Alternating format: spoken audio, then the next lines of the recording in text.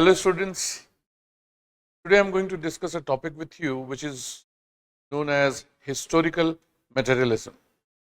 It is a concept given by Karl Marx, which is considered as his general theory of the evolution of society. The very famous German philosopher, sociologist Karl Marx has given this concept known as historical materialism, or you can say materialism, or you can say that Marxian general understanding of the evolution of society is known as historical materialism. It is historical because Karl Marx traced the evolution of human society in history. मतलब इतिहास में जाकर इतिहास के data के basis पर उन्होंने समझाने की कोशिश की कि how society has evolve from one stage to another, and it is materialistic because he traced that evolution on the basis of matter or economy. Means on the basis of economy of a given society, he traced the evolution of human society. And when he was talking about the European society, he was in 19th century Europe, that is Germany. He was in 1818, he was born in 1883, he died.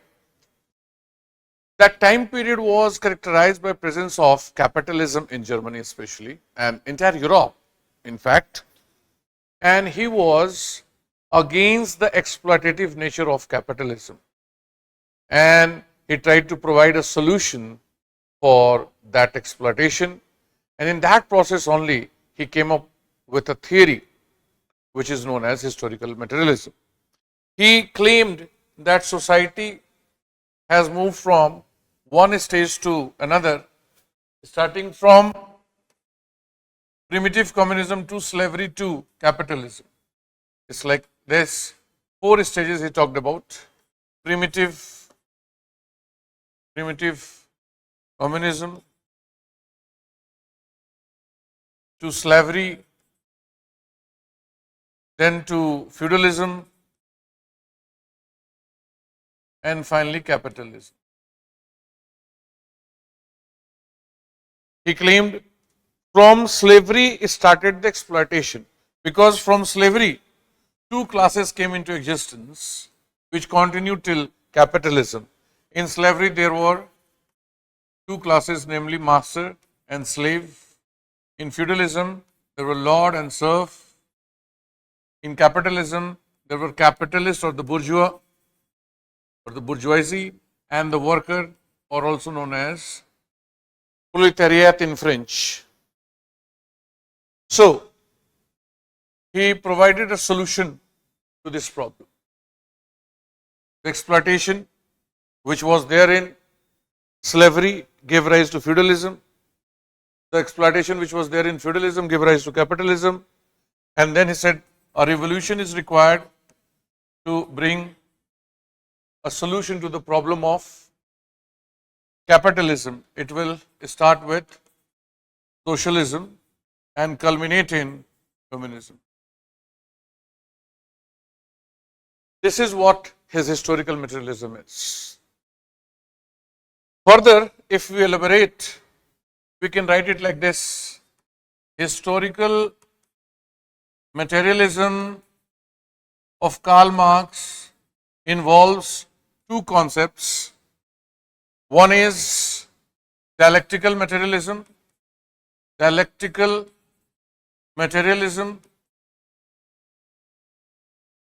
plus history.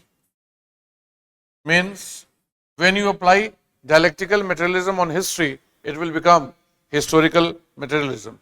In fact, you may find in some of the books it is mentioned dialectical materialism and historical materialism are same. It is because of the fact Karl Marx did not use his dialectical materialism anywhere else except the historical evolution that he explained.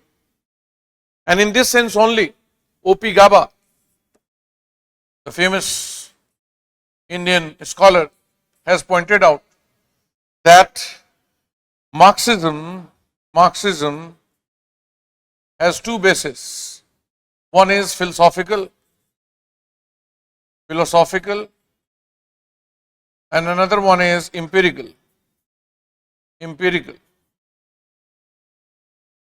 The philosophical basis of Marxism is dialectical materialism,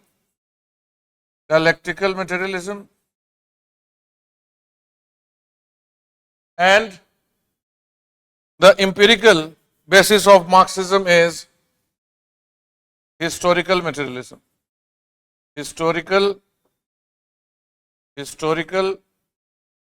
materialism. What does it mean in simple words?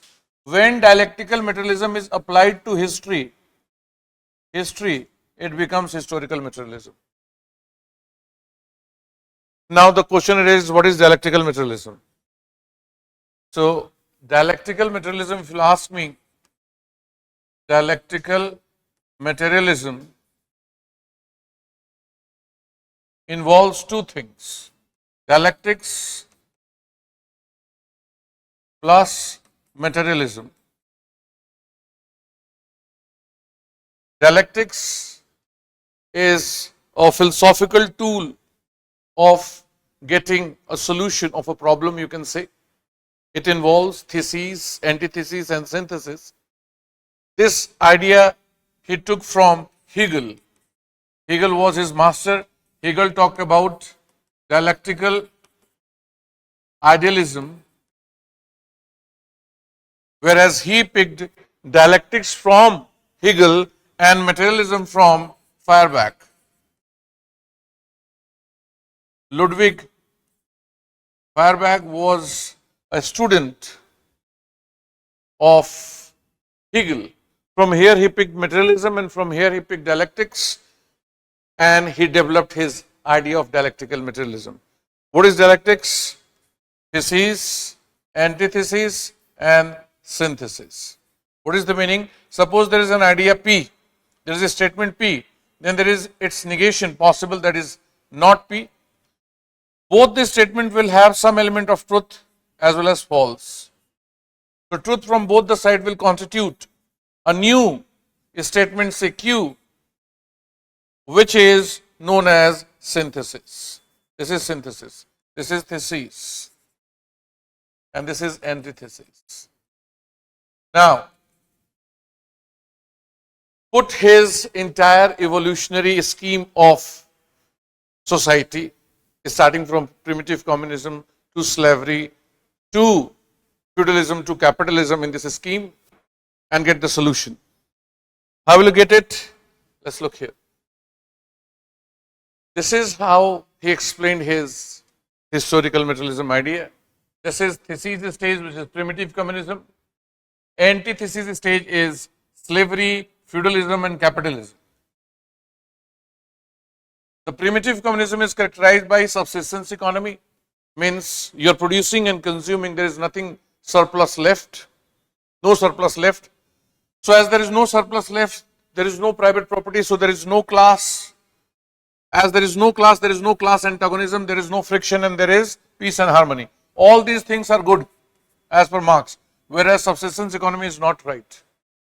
Then he goes to explain these exploitative stages, where he says the only good thing is these economies are surplus economy. But all the rest of the facts are actually counterproductive for the working class, like appropriation of surplus by the haves. Haves are those who are the owner of means of production. It leads to formation of classes. When private property is there, it will lead to creation of classes. As per Marx, class means your relationship with the means of production. It could be either the owner or the of worker. So either you are going to be worker as a class or you will be a master. So as there will be formation of class, it will lead to class antagonism because the interests of both the classes are totally antagonistic in nature. This will lead to class struggle and no stable society. So all these things are bad, but this is good. So what will happen in synthesis? Good from both the side will come here. That's the synthesis. So in synthesis, first socialism will come and then communism will come. Socialism is characterized by presence of a state. When this will be destroyed, capitalism will be destroyed, but the state will remain, and reward for the worker will be as per their work, as per deed. But finally, Marx predicts that state will wither away. State will be destroyed or it will be eliminated. There will be no need of a state, and reward will be given as per your need. That is what he says will happen to human society, which is also considered as a utopia. But this is what his idea of historical materialism is. Simply speaking, he tried to provide a solution of capitalist society, means the problem, the exploitation that is present in capitalist society, through his idea of historical materialism, which proposes that the solution lies in elimination of the capitalist economy and establishing socialist and ultimately the communist society. Thank you.